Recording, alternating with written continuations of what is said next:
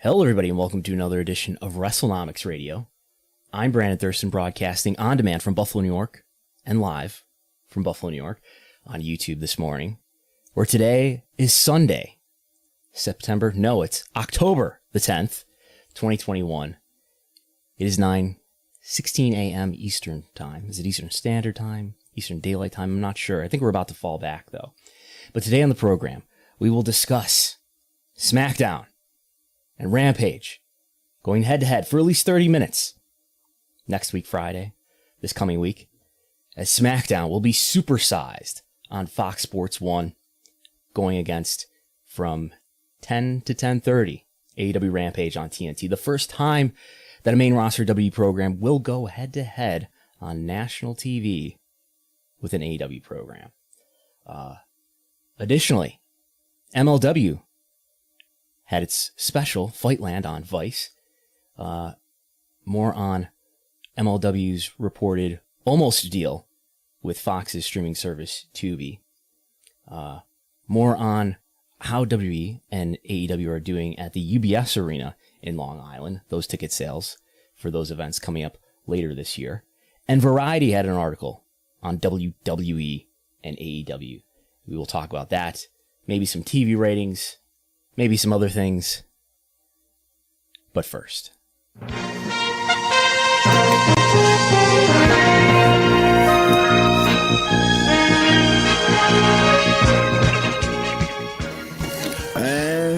welcome everybody. I am Chris Gullo here for Wrestlenomics Radio. Of course, joined alongside Brandon Thurston. It has been a very busy week in the business of professional wrestling, and it looks like it's only going to get busier.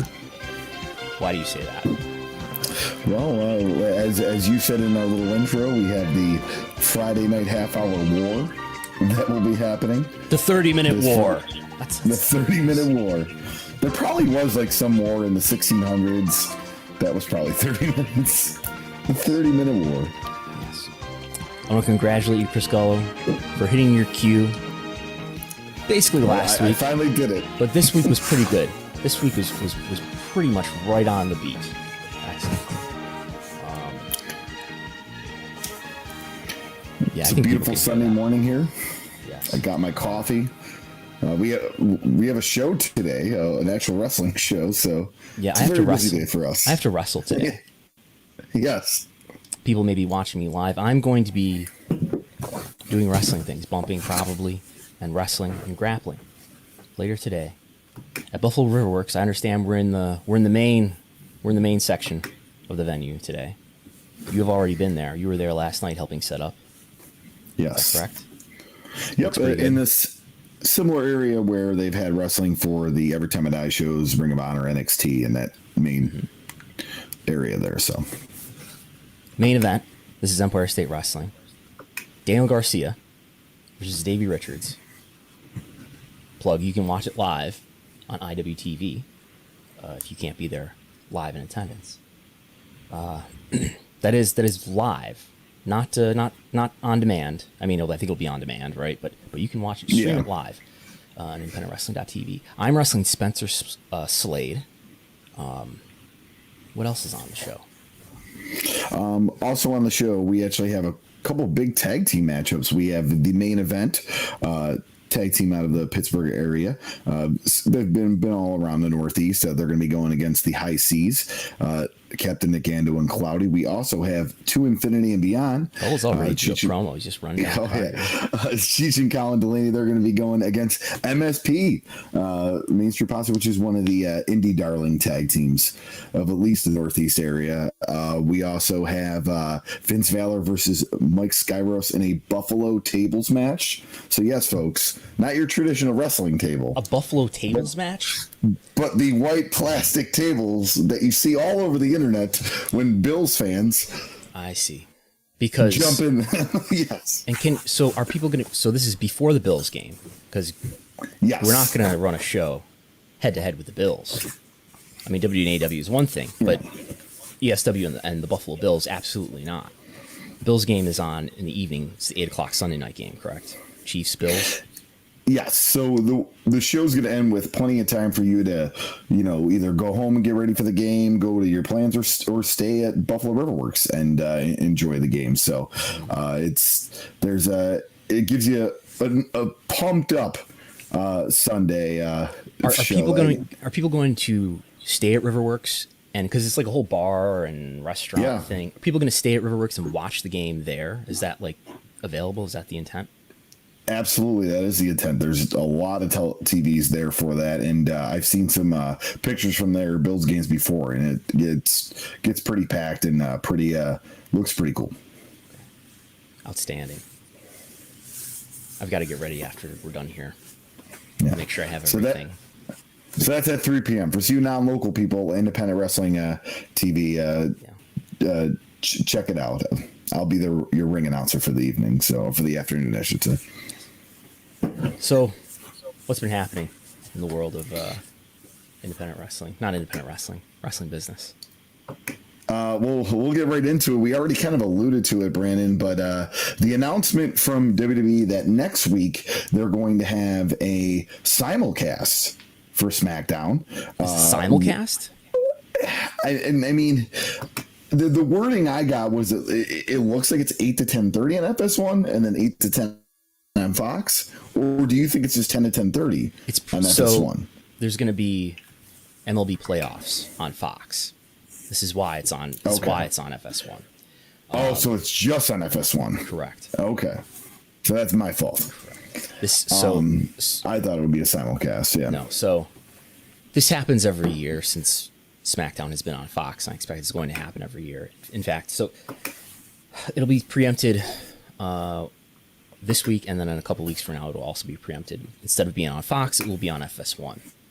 So it's just now occurring to me. I hadn't even thought about this. That this will not. I wonder if they will do a.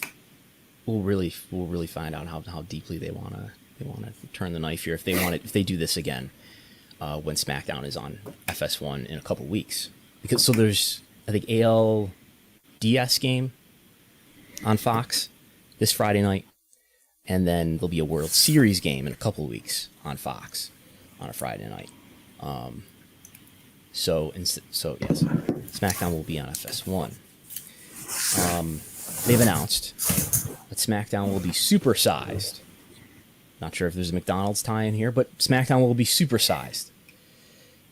And we'll go an extra 30 minutes, meaning it will end at 10:30, not 10. Meaning it will run head-to-head with the first half of AEW Dynamite on TNT. Tony Khan tweeting. What did he say? Tony Khan, this was his comments. I saw you're doing a half an hour head-to-head with us. I can't wait to finally beat your main show head-to-head. Yes. It's been a long time coming. See you next Friday for AEW Rampage on AEW on TNT. Yes. I brought this up to someone in AEW. They announced this apparently during SmackDown. I'm not sure, but obviously it was on social media by 9:52 p.m. Eastern time on Friday night. This video was that we're showing the screenshot of from the tweet. I brought this up to somebody at AEW, had no idea. And then this tweet came out shortly after it. Brought this up to somebody at WWE, they had no idea. So I don't know how recently this decision was made, but this is happening. Why is it happening? Because when SmackDown has been on FS1 in the past, what have the ratings been like? Well, the ratings are cut in half, even less than half. So we got 3 occasions so far in history of SmackDown that is usually on Fox be on FS1. And what's it done in the past? 888,000 viewers, 885,000 viewers, just barely over 1 million viewers most recently. There's a Pac-12 college football championship game that it was preempted for in December of last year. So I guess this is the first time that SmackDown is going to be preempted for 2 baseball games rather than just 1. But anyway, it was preempted twice last year, going to be preempted twice this year. But I think more importantly, yes, we need to look at the demo. What was the demo rating? Can you see this? Can you read to me, Chris Gullo? What are these 3 demo ratings that SmackDown has done on FS1? For the 18 to 49, 0.27, 0.25, and 0.30. Okay. And read to me, let's say, what the last 3 demo ratings have been for Rampage. Yeah, 0.28, 0.29, and 0.25. Those are pretty similar numbers, aren't they? Very similar, yeah. So, it would seem to be that SmackDown shall not be finishing below Rampage on the Showbuzz Daily Top 150. If we pull up where has Rampage been ranking? We'll talk about what we learned about Rampage and SmackDown most recently in terms of their ratings. But if we look at this, look at the Wrestlenomics spreadsheet, which you can get access to at patreon.com/Wrestlenomics. The ranking for Rampage, let's see, last was number 3. The week before that, they were number 1, number 2. So I think it's a real question about what's going to be ranking number 1, number 2 on the day among cable originals or among cable programming generally. There's a real chance, if W doesn't do this, that Rampage could finish above SmackDown on the cable ranking. Yes. So also too, and I don't know if WWE even thought about this and all that. And I know this is just my theory of live to taped, but this is a live Rampage because they're doing the tapings in Miami, Florida with Dynamite the next day as well. Saturday night. I think it's gonna be live. Yeah, Saturday night. So like this, I mean, I would have done this against one of their tape versions where the results are out on the internet and all that. I mean, in AEW, you're in a great position to go, okay. Have Michael Cole out there reading off the spoilers. Yeah, we've got Daniel Garcia versus CM Punk. That'll put some butts in seats. But what I'm saying is like Tony Khan's gonna probably start Rampage pretty hot. We don't know what's gonna start off yet, but I'm sure it's gonna be what he would think would be the highest rated segment on that show, anyways. Mm-hmm. I want to pull up what exactly the preemption schedule is because we have because of hockey starting on TNT. There's going to be a couple preemptions of Dynamite to Saturday, and that is demonstrated on this slide here, which we will show to you now. And I think everybody can see that, right? So this is the schedule, right? So Friday, that's this coming week. SmackDown is preempted for an ALCS game, not an ALDS game. And then it will be preempted again on October 29th to FS1. And then here we have the Miami taping on Saturday the 16th, which is, if I look at a calendar, that is this next Saturday. So they're going to do Dynamite this coming Wednesday. Correct? Check on that. They're going to do Dynamite this coming Wednesday. And then that's the 13th. And then on the 16th. So there's going to be a Dynamite, a day off on Thursday, a Rampage, and then another Dynamite? I believe so. And then the following week will also be a Saturday Dynamite, probably with no Wednesday Dynamite. I don't. Is there a Dynamite this week? So there is no October 13th Dynamite. No, it's airing on October 16th. So this is the debut of the NHL on TNT. Okay, so there is no Dynamite on Wednesday this week. That is important. No. So that's the schedule. We've got no Wednesday Dynamite, and the next 2 Dynamites are going to be on Saturday.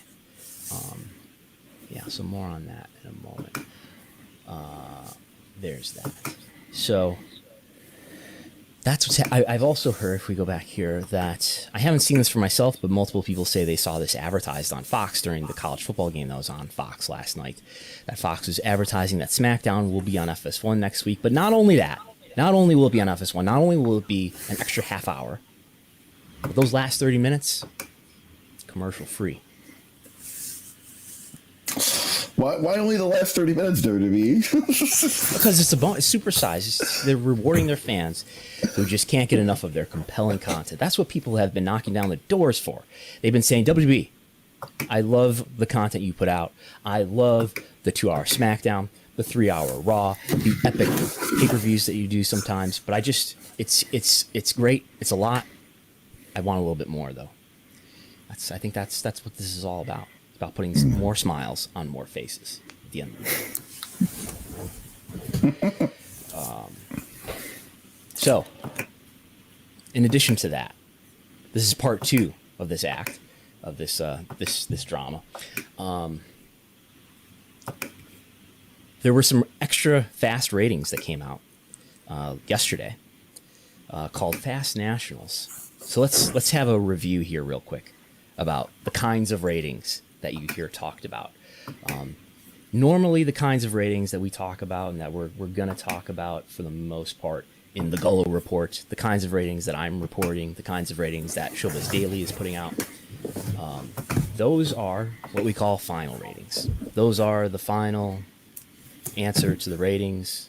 I mean, occasionally, rarely, there are adjustments or corrections made. But those are the final ratings. This is Nielsen aggregating all the data that happened. Even if you got a program that was in, an East Coast telecast and a West Coast telecast, it aggregates that together. On the occasions that SmackDown is preempted in select markets and replayed later, Nielsen's aggregating all that together. These are the final answer, essentially, from Nielsen. Again, this is stuff that you see me reporting. This is the stuff that you see Showbiz Daily reporting. But then there are what we'll call preliminary ratings. And there's 2 different kinds. What I deal with most often are the fast affiliates, because we get that for SmackDown. Fast affiliates, that happens every single week. It's always there the next morning, around 10 or 11. That stuff comes out. The fast affiliates are only for broadcast TV, ABC, NBC, CBS, Fox, and CW, things that you can pick up over the air with an antenna.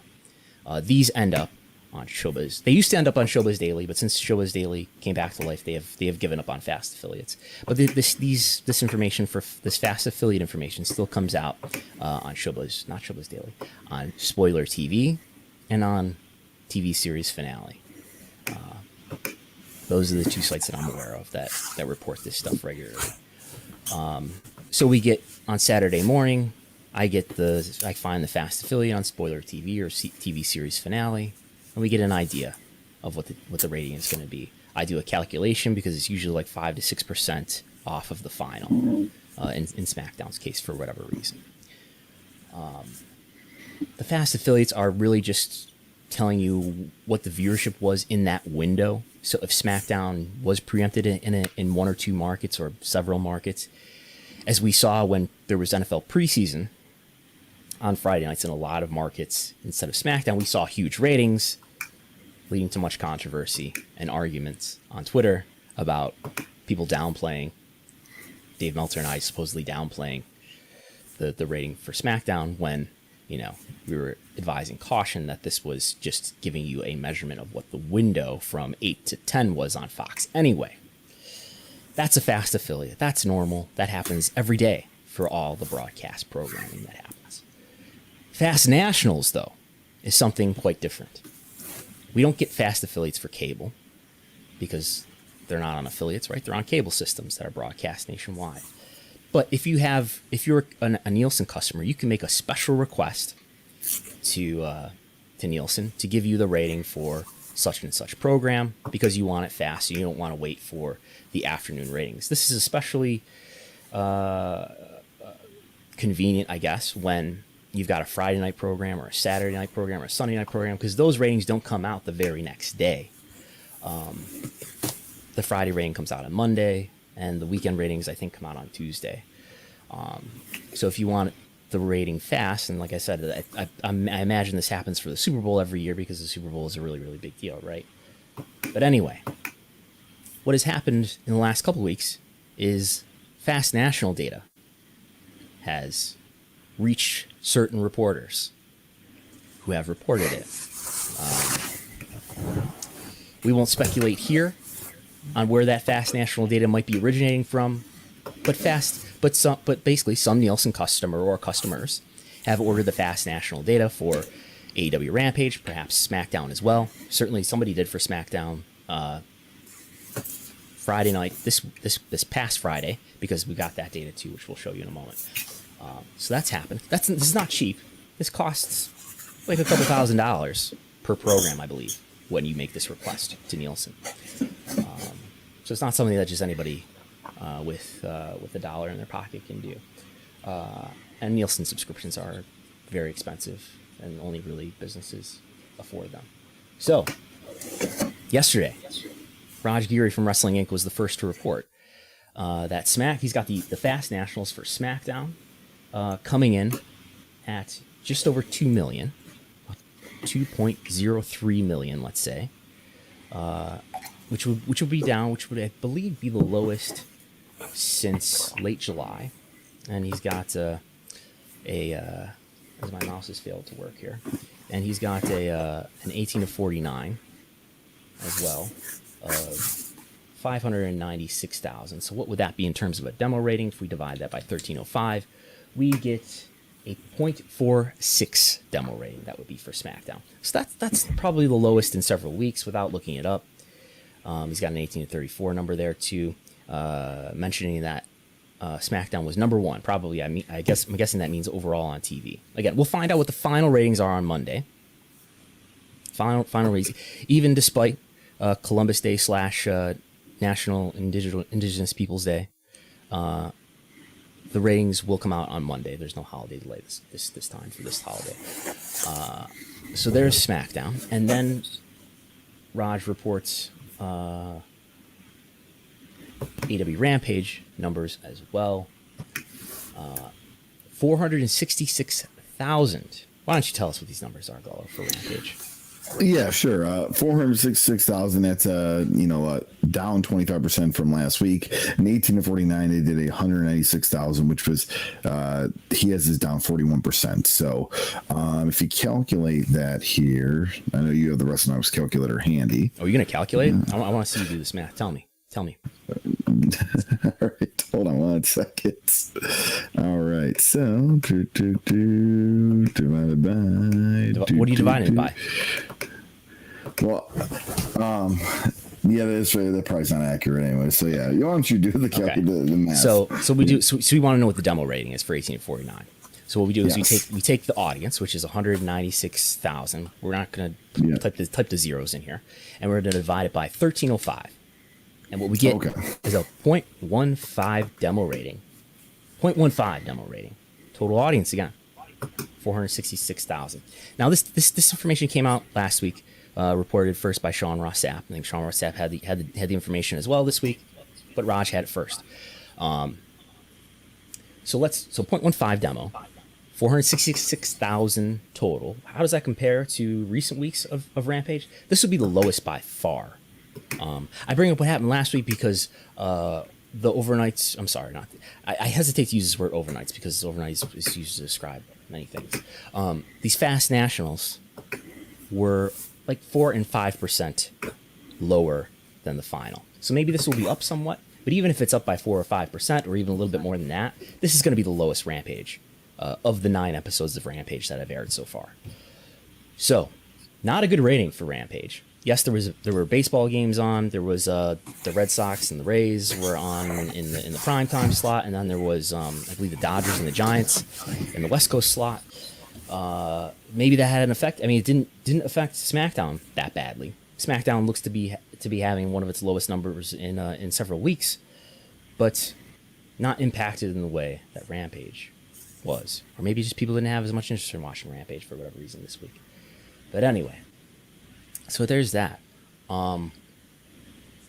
Okay rating for SmackDown. Obviously not as good as usual. Took a hit from the baseball game, I suppose.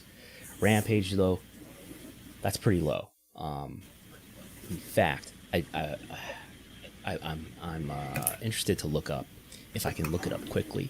How does that compare to the Friday Dynamites in the preemptions over the spring? Because I do have a spreadsheet that will tell me that. As we're really testing the stream here again, and I'm bringing up a pretty heavy spreadsheet. I know as far as the P2 Plus, we talked about it last week. I think the lowest was 569. It didn't fall under 500, did it? We're about to see here. So it averaged from at the lowest it did 495 total. At the highest it did 618 total. At the lowest in the demo, let's if I could quickly. This is before August, so the denominator is 1290. Oh dear, the denominator is 12. Come on now. I'm doing live Excel right on the air here. The denominator is 1294. Why does that not make sense? Oh, I see. Divided by 1,000, divided by 1294. So let's see here if I drag this down, and this will show up in a second because this is a really big spreadsheet. But we have the demo ratings for all the Friday Dynamites. 0.22, 0.19, 0.21, 0.23. So at the worst, it did a 0.19. At the best, it did a 0.23. This is a 0.15 Friday night. Again, if it's a few percent higher, it's still lower than any Friday Dynamite, than any Rampage up to this point. And by the way, when I say we're talking about Friday Dynamites here, we're talking about the first hour only. Okay, so the same time slot that Rampage is in. I'm not looking at the entire 2-hour Friday Dynamite. I'm looking at just the 10 to 11 hour. I should have mentioned that first, but that's that. Point is, I think the takeaway you have here, this is an exceptionally low number for AEW from 10 to 11. Was it the baseball game? Was it not? Who knows? We don't know what the baseball games did. Don't have any data for that. We will on Monday, so we'll see just how big those audiences were. But we do have quarter-hour breakdowns too, based on the Fast National data. We do. That you have here, where the opening segment was the highest, which was the split screen promo between Punk and Garcia and the opening of that match. Exactly. Yeah. So I got the quarter-hour data based on this Fast National data. Maybe I'll get the final data on the quarter hours as well. And again, maybe this will be a few percent higher, but this followed the normal pattern that the quarter hours usually follow, where the quarter one is the highest by a fair margin, and then it slightly declines as the hour goes on. So this followed that same pattern, opening at 521,000 viewers total, and opening at 227 in the demo. What's 227 if we think about that as a demo rating? That's a 0.17. So that's still lower than Dynamite has really ever done in this slot. Even if we take the high quarter.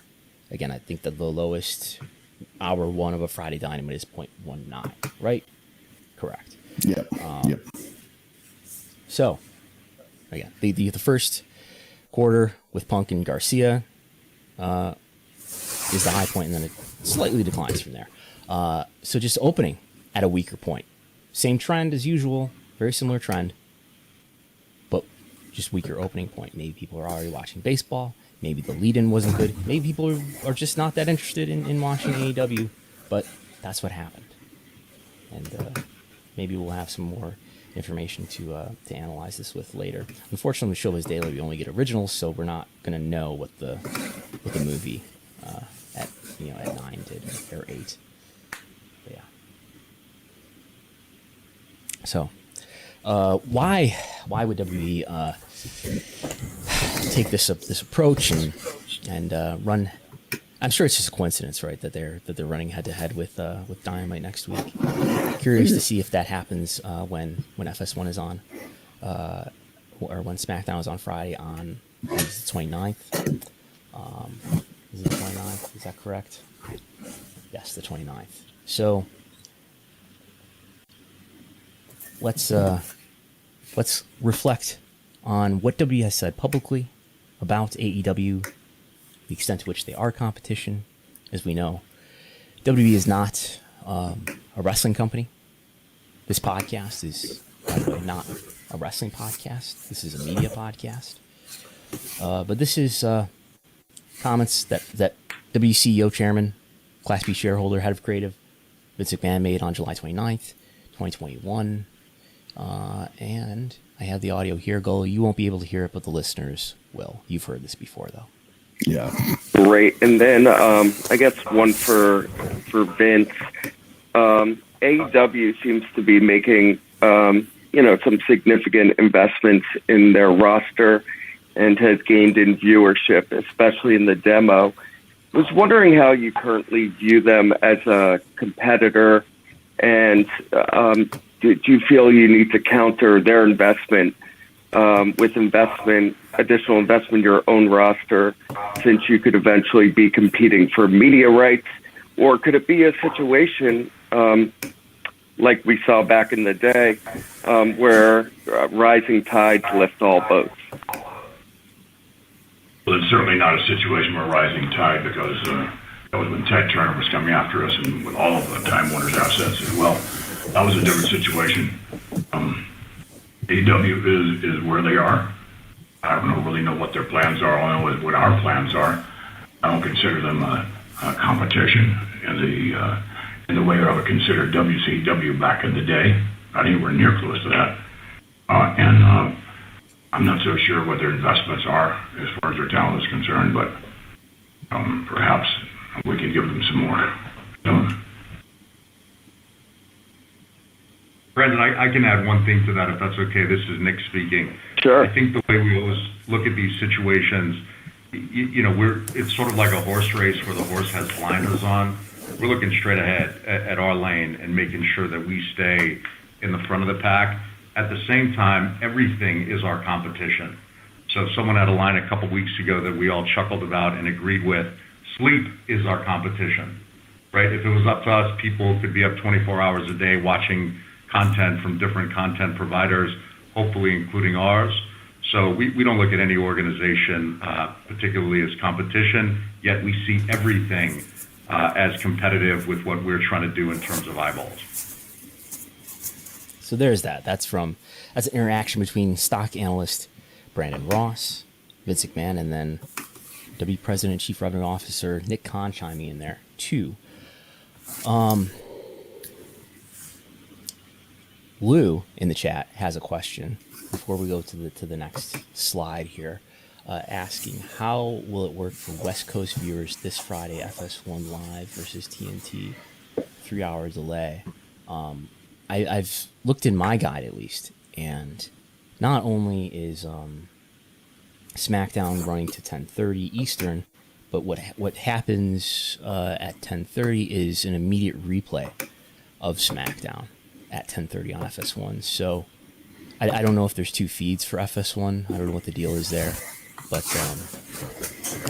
FS1 will be playing SmackDown again at 10:30. So really, there's going to be SmackDown going against. We won't get a rating for the replay, in all likelihood, but in essence, SmackDown's going to be going against the entirety of Rampage, because a replay, you could say, is going to be going against Rampage also. So there's that. Go ahead. Well, I was just saying, very, very excited to see what comments we hear on the conference call on November 4th for the Q3 when that AEW is brought up. Yeah. Because things have changed quite a bit since Q2. I would speculate that WWE's strategy is to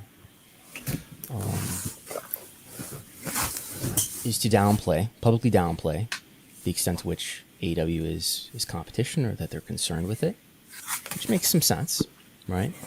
But you look at their actions, and it's something different. I think the fact that Dynamite edged out Raw in the demo in 2 weeks in September, granted, yes. That one of those weeks was when Raw was going against Monday Night Football. The other week, Raw was going against, I think, a college football game. So, yeah, different competition. I know, different competition. But I wonder if business partners and/or investors are starting to ask more questions about AEW, and WWE doesn't want there to be a story that somebody can say to say, hey, look, when SmackDown was on FS1, Rampage beat it. They're making sure that that's not going to happen. So there's that. I should also add, I think, I would expect that these Fast National ratings continue to come out in the weeks to come throughout October. Not only for the programming on Friday, but maybe for the Saturday Dynamites too. Especially if the fast national data can be read in such a way that it looks favorable for WWE and or unfavorable for AEW. I wanted to mention too. Do you remember on the one Saturday Dynamite? When Dynamite was preempted for like 4 straight weeks in late May to June, and there was a Saturday Dynamite. Do you remember what was on FS1 running head to head with Dynamite on that Saturday night at 8? Was that like the WrestleMania recap type thing? Just a replay of Smackdown on FS1. Oh, replay Smackdown. Okay. Now, it's not unusual for FS1 to air replays of Smackdown, but they're run at all sorts of random times. There's no consistency to when the replays are on of Smackdown on FS1. And there hadn't really been a history of a Smackdown replay happening at 8 o'clock Saturday night. Just so happened, coincidentally.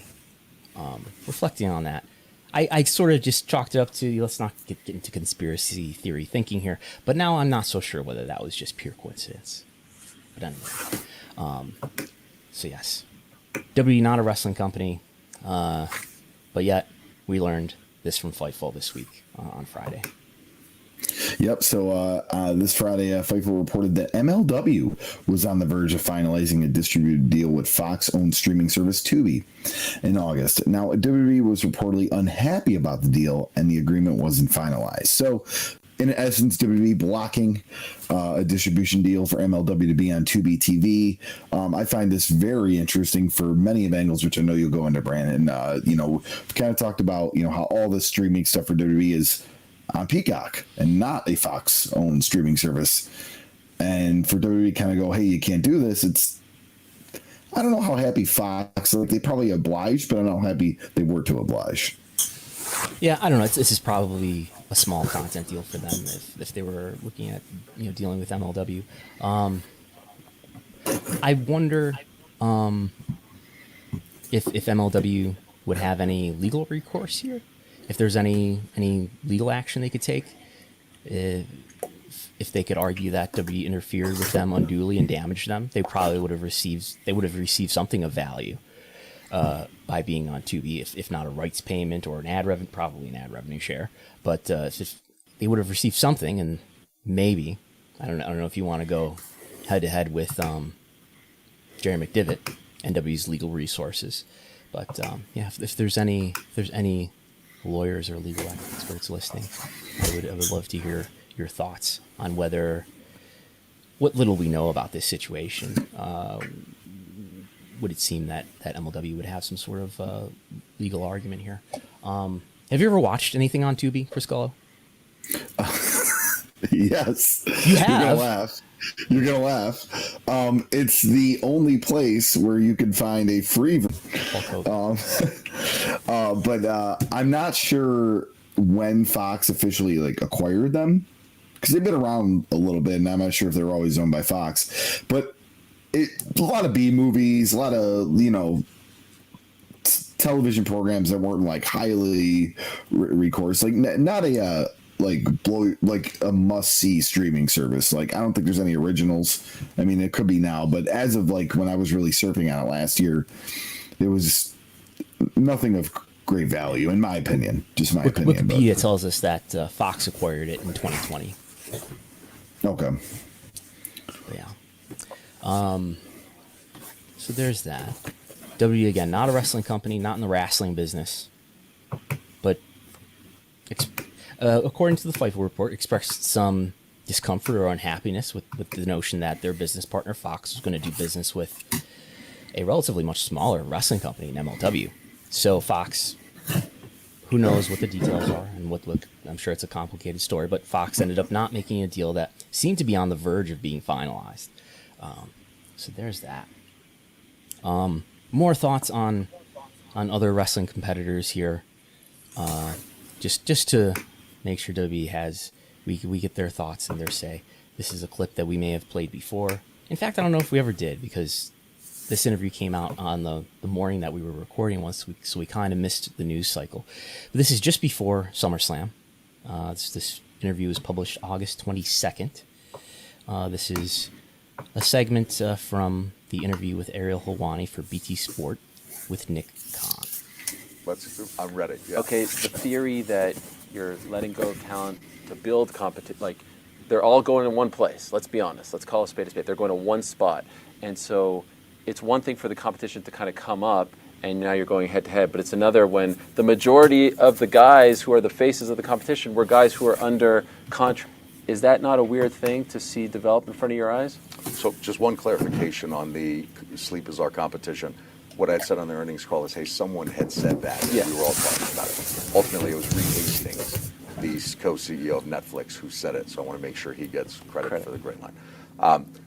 Everything we look at, so I'll ask you a question back, and then, of course, I'll answer your question. You and I have known each other now for how long? Since 2015. I've known of your work for far longer than that. Maybe you knew a little bit of my work. Have you ever seen me talk about or think about any competitor of mine? That's the honest truth. Never. It's not what I do. It's not what we do at WWE. What I do and what we do, we look ahead. Where are we going? It's almost like, and this was from Jimmy Iovine. We've heard Paul Levesque say it as well. Ahead. They're not looking this way, that way. They got blinders on, and they're looking straight at their competition. I mean, they're looking straight at the finish line.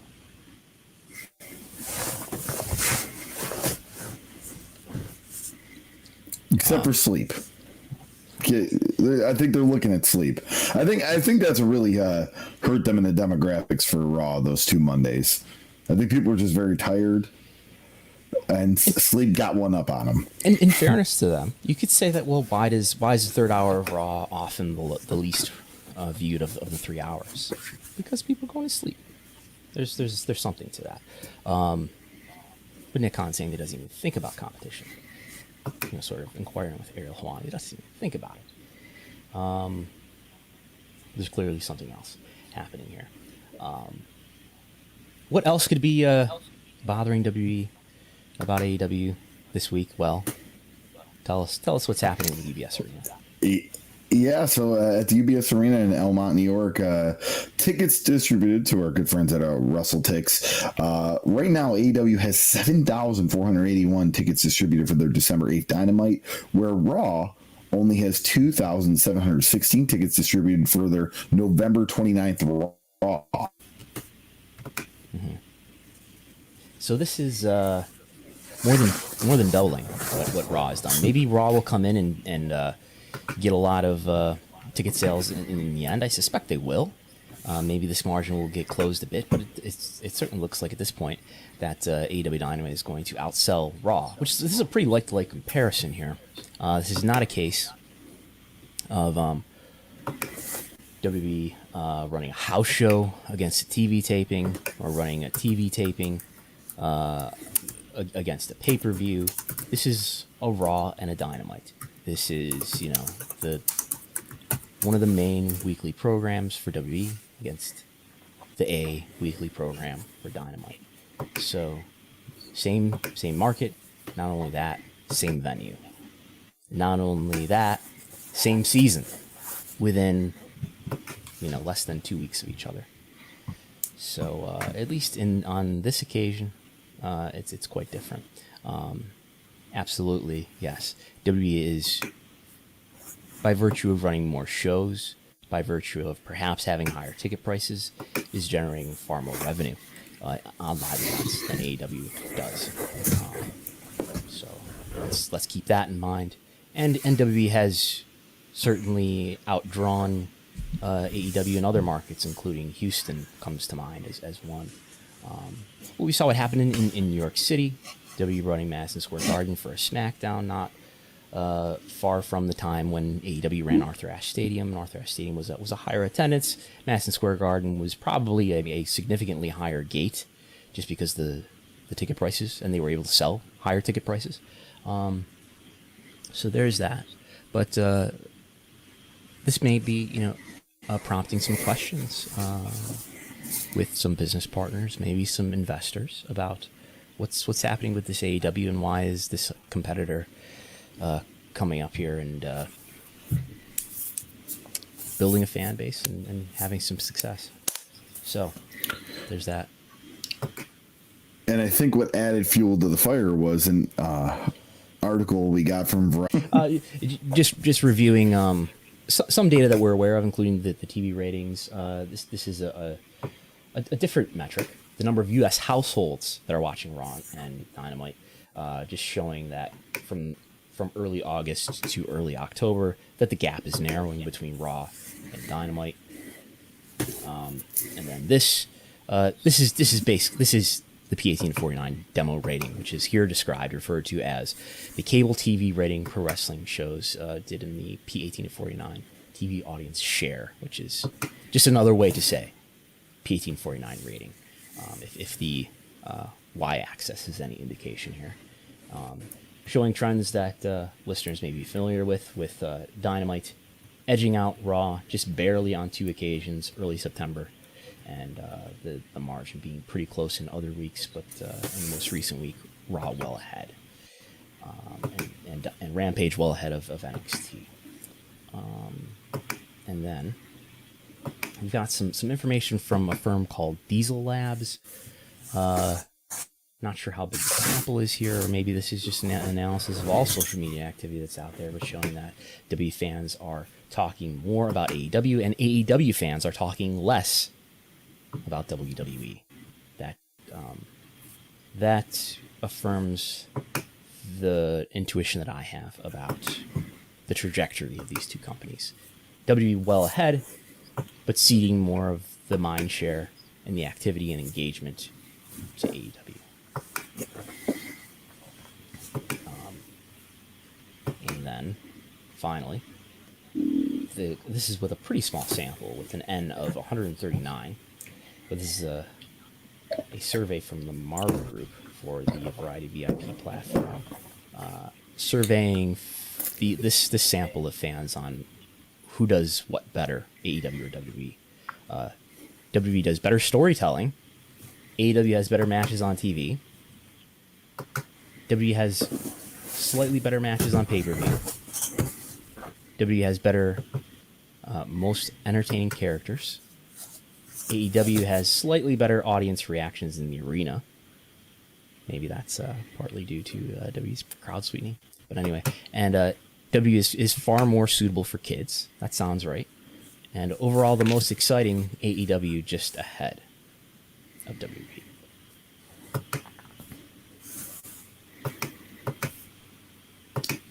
All right. So Variety, probably one of these publications.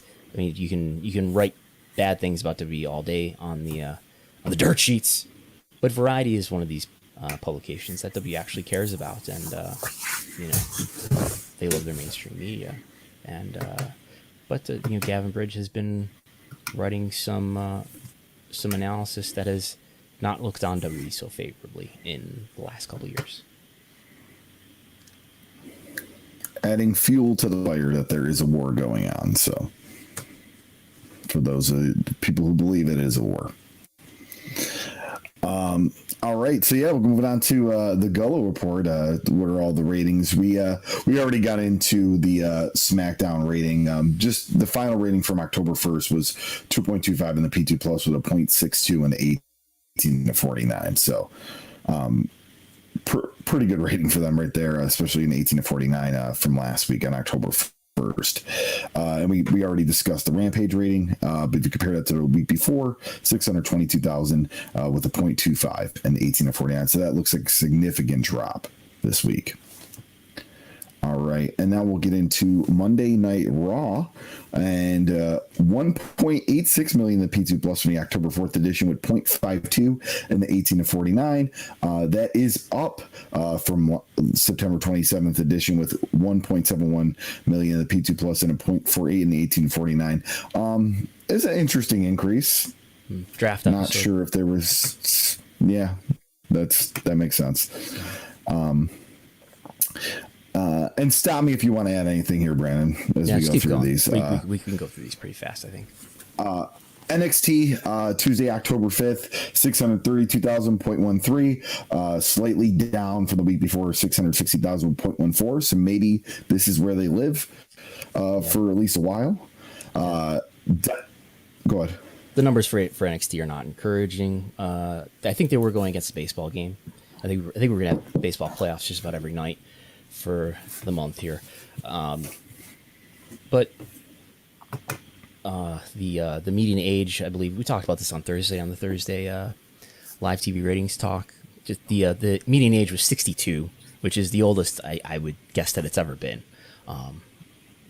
And I know that others have reported, and I've heard it too, that this is supposed to be something that's going to attract younger viewers. This new vision of the more colorful NXT, but it seems to be doing the opposite. Additionally, this notion that this NXT is turning off women, I don't know. The female viewership, the women 18 to 49 had been on the decline before this. If anything, it's stabilized since the 2.0 rebrand, but the big change is it's just the audience is getting older, and I think there's just, as I argued on Thursday, there's just less and less urgency to watch this because it's less and less significant or newsworthy, and the people who check in or out are the younger viewers. The people who stay are P50 plus. So it's not a case of NXT attracting in an older fan, but just increasingly not attracting the attention of younger fans. All right, moving on to Wednesday, October 6th for the AEW Dynamite. 1.05 million with 0.37 in the 18 to 49. That is down from the September 29th edition, which finished at 1.15 million with 0.45. So a little bit of a drop here for AEW, but still over a million, which I think is pretty impressive. They can continue that trend. Had the lead in from AEW Dynamite, did 369,000 with 0.16 in 18 to 49. That is down a little bit from their debut episode, which did 422,000 and 0.17. Impact from Thursday, October 7th, 111,000 with 0.02 in the 18 to 49. And that is a little bit down from 115,000 and 0.03 on September 30th. Dark Side of the Ring, the episode on Bruiser Bedlam, also known as Johnny K9, that did 137,000 in the P2 plus with a 0.05 in the 18 to 49, and that is down from the FMW episode with 126,000 P2 plus, but better demo rating as 0.04 on the September 30th edition.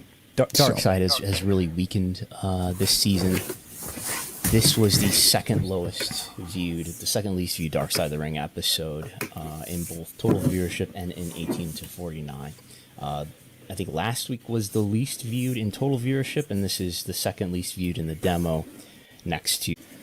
So I found out, I think a good thing to compare this to, and sorry if we just lost connection, but I think we're reconnected now.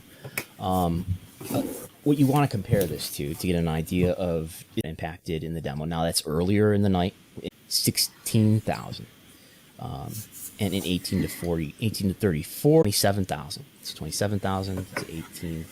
I'm sorry, to 6,000. So higher in the younger half of the demo, maybe Vice's hat, but in the demo overall, substantially lower. So I would call this on the disappointing side for the MLW Fightland. Right, and just two other program notes to discuss. I think we are Brandon.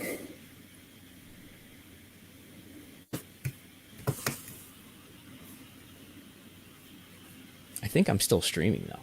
So while I try to reestablish a connection with Gullo, and I'm sure we're having a lot of buffering, but hopefully y'all can still hear me. Aditya asks, "Hey Brandon, my question is, with the way Rampage ratings are falling, I think I will be more interested in comparing Dynamite with Smackdown. How those have been comparing over the last, the entire history of Dynamite. If the spreadsheet will load for me, if I have an internet connection." There you are. Can you hear me now? I can hear you. Hang on, I gotta unmute you. Yeah, I think you're good now. Okay.